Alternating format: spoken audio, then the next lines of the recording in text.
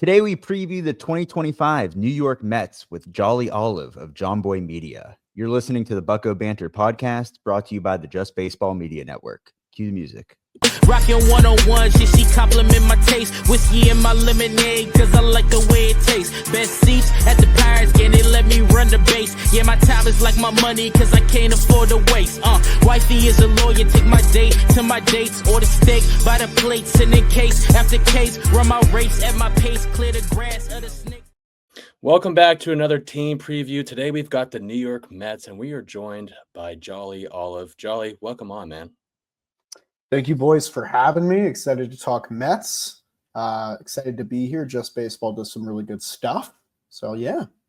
Yeah, appreciate you joining us, man. Let's dive right into it. 2024, the Miracle Mets, 89-73, third in the NL East. Obviously had a great run in the playoffs, had the last wild card spot. Tons of great moments. I know Scott and I were rooting for them. Lots of late nights, screaming, jumping up and down. I know you can relate to another level. It was awesome stuff. And the offseason hasn't really disappointed either. I mean, you got to be ecstatic, to say the least. Let's go through it real quick. You got Sean Manaea back, Pete Alonso's back, Jesse Winker's back, Drew Smith, Juan Soto, obviously, Ryan Stanek, AJ Minter, Nick Madrigal, which short-lived, Griffin Canning, Jared Young, Clay Holmes, Frankie Montas, and then via trade, you added Alexander Canario and Jose Siri. And then we lost Luis Severino, Harrison Bader, Adam Ottavino, Joey Lucchesi, Adrian Hauser, DJ Stewart, and Eric Orz. How are we feeling, Jolly? Let's give it a grade. I mean, hard to give it anything else than an A when it starts with Juan Soto. There's questions about the rotation and stuff like that, question that's about the bottom of the lineup, but any offseason that starts with acquiring Juan Soto is a victory in my book. And if you disagree, I'd love to hear your retort. I'm excited for the season. They're going to have some fierce competition in the National League East Division. We're going to see former Pirate Clay Holmes get a nod at starting again for the first time since he was a Pirate. But yeah, a lot of savvy offseason moves, a lot of money well spent. I'm very excited. Yeah, I mean, I think I'd be really excited if I was a Mets fan. You got Pete Alonso back too. He's a fan favorite. And then, I know you said you're worried a little bit about the pitching side, but you got some young guys coming up, and you also have to have some kind of confidence in the front office that they're willing to go out there. You saw it with Juan Soto. They were in it till the end, and they were very aggressive. So, I mean, that gives you some confidence, right? If there's a pitcher on the market, the Mets might go after him to improve this rotation or the bullpen. Yeah, they're going to be active at the deadline, I'd have to guess. And last year, there was a lot of questions with the rotation, too. And then you ended up getting a great year out of Jose Quintana. Obviously, Sean Manaea's transformation midseason to change his delivery to mimic Chris Sale. And then ended up being perfectly fine. So this year, it's cautious optimism. Like Griffin Canning, I think, allowed the most earned runs in baseball last year. He's currently slotted into one of the spots, but for some reason, I feel okay about it just because of what they've done recently, what David Stearns has done in the past. So it's it's a comfortable position to be in as a fan. Let's go through the projected lineup here real quick. We got Lindor at short, Soto and right, Alonso at first, Nimmo in left, Vientos at third, Winker at DH, Francisco Alvarez behind the dish, McNeil at second, and Siri in center field. And then on the bench, we have projected Luis Torrens, Luis Angel Acuna, Starling Marte, former Bucko, and Tyrone Taylor. And then honorable mentions, we got Brett Beatty, Ronnie Mauricio, Alexander Canario, Drew Gilbert. Any holes in this lineup, Jolly, or is there anything that you're looking for them to supplement as spring goes on? I wouldn't say holes. I think there's a lot of room for competition, which is always a good thing. It feels like three guys are fighting for that final bench spot. They got some platoon situations with Jose Siri and Tyrone Taylor, and then the DH platoon between Winker and Starling Marte. The top of the lineup feels pretty set in stone from Lindor, Soto, Alonso, and Vientos, and then you hope someone contributes in the bottom half. Maybe that's Francisco Alvarez, maybe it's the DH platoon, but they've set themselves up well to be versatile, have a lot of options in their offense. And if last year is an indicator, then this is a lineup that's going to be able to go and carry the team in certain games. And hopefully there's just a little bit more home run potential. The Mets were pretty lackluster in home runs hit last year. I think a big part of that was a bit of a down year from Alonso. So you get a better year from him. You add in Juan Soto, and suddenly you're looking pretty good. Yeah, I think the big positive here was Mark Vientos. As a former, I was a Mets intern in 2017, and Oh, I lived down in Port St. Lucie, did scouting, player development, and he was a name that the scouting department talked about all year. Like they were in love with him to the point where I thought they were going to take him in the first round over David Peterson in mm. the 20th overall pick. So it's nice to see him, that pick pay off, that love for him pay off. Do you think that he's a guy are you buying into this breakout from Mark Vientos, and is he going to take that next step going into this year? Yeah, I'm definitely buying into it because how could you not after the postseason he had? It's going to be on him to, make the proper adjustments when the league begins to adjust to him. Guys have sophomore slumps all the time. Can't get too pull happy. Mark was at his best when he was going to center in the opposite field and just letting that natural power carry the ball. I think, there's going to be less pressure on him too, having Juan Soto in the lineup and stuff like that. So I see Jake in the background too. A little cameo there. Yeah, there's less pressure on him. So I think, he's a young guy, but he's got the full backing of the coaching staff now too. Like third base is his position. No more position battles. It's his job outright. So he's probably the guy I'm most excited for in terms of offense of the New York Mets. Are we drinking the Brett Baty Kool-Aid this spring? Is there going to be an outbreak finally here, or is this a guy that's like maybe this is the last call until they move on? I think he's going about things the right way. I mean, every year, it feels like for the past 3 years, Brett Baty has popped off in spring training, and then we haven't seen it in the regular season. But what he's doing is he's taking reps at shortstop. He's taking reps at second base, left field. He's trying to become a utility player because I think the writing is a little bit on the wall with Mark Vientos. He became a star. He came up in big moments. The Mets are obviously going to go with him as the primary option. There was a thought that maybe if Alonso didn't come back, Vientos goes to first and Baty gets one more crack. That's not happening now either, at least until next year. So Baty has to adapt. He's not going to be given a starting role. The team is already in a very successful state. He has to play catch up at this point. But I do feel some encouragement because he finally got a full season at AAA, which he never got. He got to AAA in 22, played a handful of games, and then had to immediately get called up because Eduardo Escobar got injured. So he never really got that seasoning. So I don't fully know what he's capable of with the bat yet. I like his glove. I like him as a versatile option. And yeah, the Mets bench is competitive right now between Jeff McNeil's not guaranteed a starting spot, and Luis Angel Acuna might get some looks as well. Like they have some options there to make a pretty deep bench out of things. And Baty is right in that conversation. What kind of role is, before we get into the rotation, I want to talk about Ronnie Mauricio because he's a guy that I fell in love with personally, that I saw up and close when he was the top international signing in 2017. I mean, big guy with projection, could pick it at short, has some power. His physical stature at 16 was impressive, so I can only imagine what he looks like now. He's another guy that went down early, like our Andy Rodriguez last year in the Dominican Winter League. What kind of role can he play on this team? I mean, you got Lindor station at short, obviously. Can he play the outfield? Is he a guy that could maybe play second? What role do you see Ronnie Mauricio playing for the 2025 Mets? First off, Andy Rodriguez, former Met, trade in the Joey Lucchesi trade. People forget about that. It looks like he's going to be pretty good. As long as he's healthy, I'm excited for him. As for Mauricio's been a prospect for a while. He's got that O'Neill Cruz, Ellie De La Cruz type build, the tall, slender, very athletic, cannon for an arm, and has that pop despite being an athletic build. But he's become very susceptible to injuries. The ACL is kind of a freak thing, just going through the motions of a game. I'm a little worried about him, though, because I don't know how versatile he is comparatively. I mean, we know how athletic he is, but I think there was a spot in 2023 where he had a starting role every day, and we were really going to get a good look at him, and then he got hurt. His swing decisions are still a little bit, not up to snuff. He still chases a lot. He has to, get more walks, improve his plate discipline a little bit. It's going to be tough for him. The road is going to be tough. I know Mets fans really like him. He's a very exciting player. The exit velos jump off the page with him because he's so strong.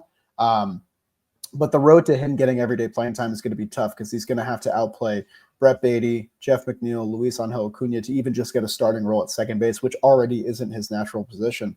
But that's a good place to be in for the Mets. That means they have tons of options, tons of depth. When guys are fighting for playing time and learning new positions just to make the roster, you know that your roster's in a good spot. Let's get into the rotation real quick. You suffered some early injuries here. Sean Manaea went down. I'm not sure how serious that is. I know Frankie Montas is suffering an injury, and then Christian Scott is out for the season, I believe. But right now, the projected rotation is Kodai Senga, David Peterson, Clay Holmes, Paul Blackburn, and I believe Griffin Canning, who, like you said, you're not I mean, a lot of people are not super excited about that signing, but like he has some stuff. So if they can, refine his command, I think he could be an interesting back end rotation guy. But you also have some young guys like Brandon Sproat, who's lighting up the radar gun in Port St. Lucie, and Blake Tidwell. How do you feel about this rotation going into 2025? Do you see it changing at all before opening day? Definitely curious. I loved the Minaya re-signing. I thought it was good value for who he became in the second half. I think he's only going to miss 2 weeks. It might be the month of April, but honestly, when guys miss the first month, I usually just go, well, if we're playing in October, that's probably going to end up being a good thing. As for the guys that are healthy and projected right now, Clay Holmes has impressed so far, but again, take spring training stats with a grain of salt. I don't imagine him going more than 5 innings in any outing in the first month. The guys at the back end, Paul Blackburn was the guy they traded for last year, kind of out of necessity when they were running out of starters. Curious to see him in a defined role now that some guys went down. And then your guy, former Pittsburgh Pirate Max Kranick, has been turning some heads in spring training. A guy I root for big time. He grew up a Mets fan. We follow each other on social media, talk sometimes. I'm really, really pulling for him to make the team, maybe even make the rotation potentially, because there are spots open now. And all these guys, Canning and Kranick and a couple of the other ones in the bullpen, have been talking about the strides of the Mets pitching lab, how they've been able to use the technology and understand it a little bit better with the coaching staff. And you're already seeing the strides being made because of that. Guys like Blade Tidwell, who threw an immaculate inning against 3 major league hitters, who struggled in AAA last year. With an offseason working in that lab, he's looking like a new guy. Sproat is obviously the most exciting one. I think they'll probably take their time on him a little bit, just to ease him in, sort of like they did with Christian Scott last year, actually. Sure. But they have options. They have depth, which is the most important thing. They don't really have the top-end talent right now, but if the Mets can bang the ball around, it might not matter that much. Is there a potential trade or addition coming in late for spring training? Maybe Jose Quintana, or is the Cohen tax playing a role in potentially more big moves coming into the season? I think you nailed it on the head there, Adam. I think they are worried about the tax threshold. I think they're already creeping up on it, and they have to be a little bit more cost conscious. It's why you haven't seen the Jose Quintana signing, which pretty unbelievable that he's not signed by anybody at this point. I mean, even just on a 1-year veteran type deal for $8 million or something, the guy made 30 starts and had a sub-4 ERA. It's hard to believe that no team needs that. Between him, Jose Iglesias is obviously the other one, but with how many infield options we just mentioned in the Mauricios and Beatties and Acuñas, kind of makes sense that he's not in the fold. There's not really room for him. And if you guarantee him a role, all those young guys lose their shot. So I fully understand where the Mets are coming from with both of these. It's just a little shocking that I guess another team hasn't come in and scooped them up, being that they're coming off such great years. But yeah, I feel like they're done. I think this is the roster. They have depth. There are some guys that are major league quality that aren't going to make this roster, which makes me think they're not going to add more guys to the fold unless some crazy trade comes into their lap for someone like Dylan Cease, which I don't really foresee happening. Let's go bullpen real quick. Closer Edwin Diaz, AJ Minter was a fantastic addition. We were rooting for the Pirates to get it. Would have been a great fit. Yeah, big dreams over here always. Jose Butto, Reed Garrett, Ryan Stanek, Danny Young, Sean Reed-Foley, Tyler Magill. A lot of guys that are honorable mentions here, or some long man potential, even maybe Max Kranick. How are we feeling about the bullpen? Is there any names that you're looking for to maybe break spring, or something that's not on this list? It's missing Colin Holderman, I'll tell you that. Yeah. We could really you got Vogelbach. What do you got?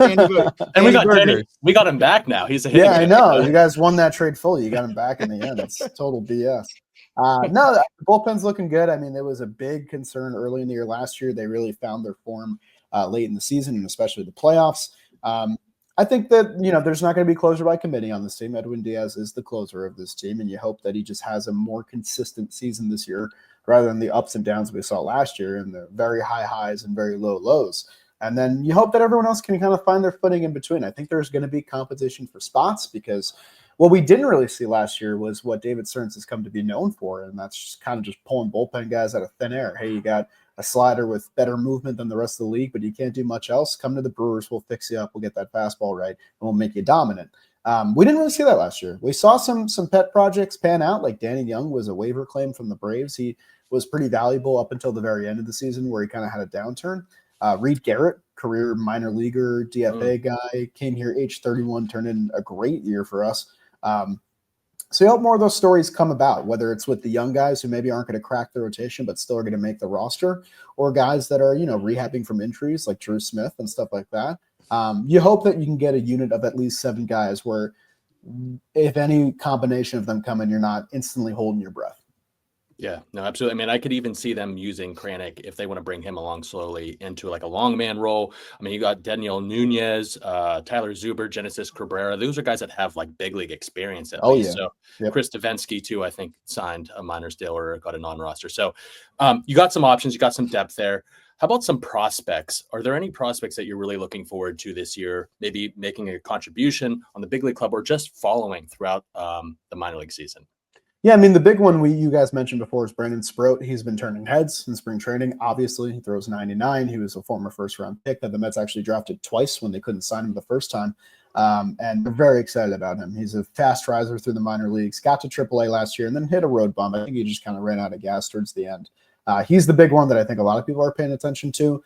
But I think you should turn your head to Drew Gilbert. I think he's going to get a shot this year. Gilbert was acquired in the Justin Verlander trade with Houston a couple years back. He was their number 2 prospect at the time. He had a tough go last year. He tore his hamstring or strained his hamstring in early April, missed 3 months of his minor league season, came back and clearly wasn't fully healthy. Now there's talk that maybe he can't play center field anymore. Maybe he doesn't really have that speed tool. Is his frame not good enough to be a major leaguer? He's 5'8", sub 200 pounds. So he has a lot to prove this year. So I think this can go one of 2 ways at his age, I think 24 season as a prospect.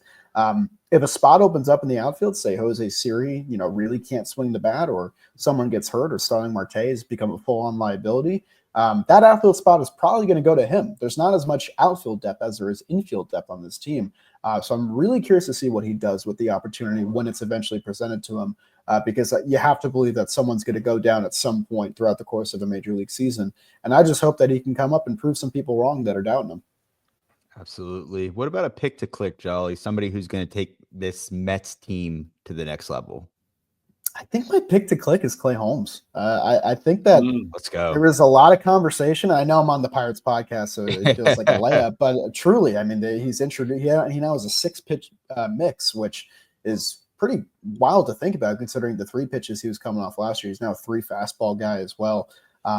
He might not throw a lot of innings, and if the Mets do a 6-man rotation or they get Manaea back and Singh is healthy, they're not going to need him to pitch deep into games. What they're looking for is quality outings out of him and sort of just easing him into the starting pitcher role, because if you try and rush it, it's going to ruin the entire process. But I think every Mets fan is morbidly curious about how good Clay Holmes could really be, because once he got out of the closer's role last year, he was pretty good for the Yankees down the stretch out of those high leverage situations. And what's less leverage in the 8th inning? The 1st inning and the innings that come after that. So I'm excited for Clay Holmes. I do wish that he wasn't put under such a pressure situation early in the season. He went from the 5 starter to the 3 starter now, but I still like his odds to have a pretty decent year. Yeah, I like that. I mean, for starting pitching nowadays, 3 years, $38 million. That's kind of a steal for any starter. Oh yeah, in the league, any serviceable starter. So I'm rooting for him for sure. Feels like Jordan Hicks kind of started that trend. A little bit. I think it's a trend that we're going to start seeing a little bit more. Jeff Hoffman now. I think he's probably going to be more of a closer though in Toronto, but still, it was a conversation for a little bit, with him. For sure. Love that you're plugging former Buccos. I see what you're doing here on the Pirates podcast. So come on, guy. Well done. What about the biggest what if? I feel like I know your answer, what your answer is going to be here, but maybe something that you're most worried about going into this season for the Mets. Biggest what if is Edwin Diaz. When he was solid down the stretch for us, it felt like old Edwin. He had a big 6-out save against Philadelphia on the last homestand of the year in a game that we needed to win, and he showed up and he was that guy. And he was that guy in the playoffs as well. His playoff numbers ended up pretty solid, and he closed some big games.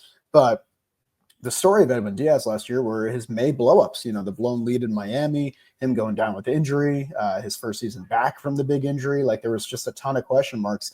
And it's a shame because not a ton of those question marks have gone away entirely.